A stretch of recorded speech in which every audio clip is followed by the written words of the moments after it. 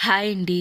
అప్పటికప్పుడు దోసలు రెడీ చేయాలంటే మనం పిండి అన్నీ రుబ్బాలి కదా! అలా కాకుండా కొత్తిమీర దోసలు ట్రై చేయండి. చాలా టేస్టీగా ఉంటాయి అండ్ చాలా త్వరగా కూడా అయిపోతాయి. దానికోసం మిక్సీ బౌల్‌లో కొద్దిగా కొత్తిమీర, 2, 3 పచ్చిమిర్చి, చిన్న అల్లం ముక్క కట్ చేసి వేసుకోవాలి.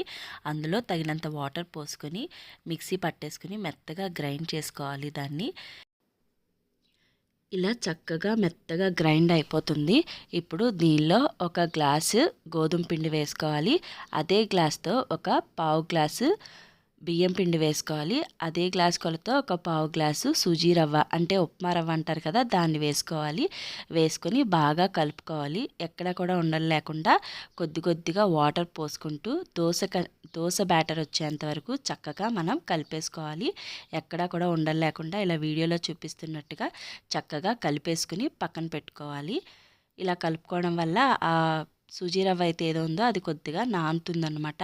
ఇలా బాగా కలుపుకున్న తర్వాత ఒక 10-15 నిమిషాల వరకు ప్లేట్ పెట్టేసి మనం దాని మీద పక్కన పెట్టేసుకోవాలి. ఇలా పెట్టుకోవడం వల్ల మనం వేసిన సూజీ రవ్వ ఏదైతే ఉందో అది బాగా నాని మంచిగా వస్తాయి దోసలు. ఇప్పుడు ఒక 15 నిమిషాల తర్వాత ఒక చిటికెడు ఉప్పు వేసుకుంటే సరిపోతుంది.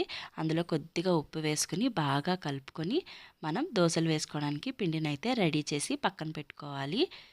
ఇప్పుడు స్టవ్ మీద ఒక ప్యాన్ పెట్టుకోవాలి. ఒక ప్యాన్ పెట్టుకుని బాగా వేడైన తర్వాత మనం రెడీ చేసి పెట్టుకున్న దోసల పిండిని ఇలా చక్కగా దోసల్లా వేసుకుని అంచుల చుట్టూ బాగా ఆయిల్ వేసుకుని రెండు వైపులా చక్కగా కాల్చుకుంటే మనకి వేడి వేడిగా కొత్తిమీర దోసలు అయితే రెడీ అయిపోయాయి.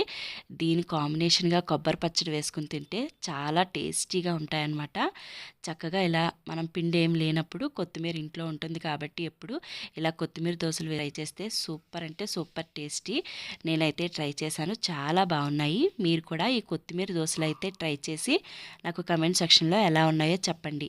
నా వీడియో నచ్చితే లైక్ చేయండి, అలాగే నా ఛానల్ని సబ్స్క్రైబ్ చేసుకోండి.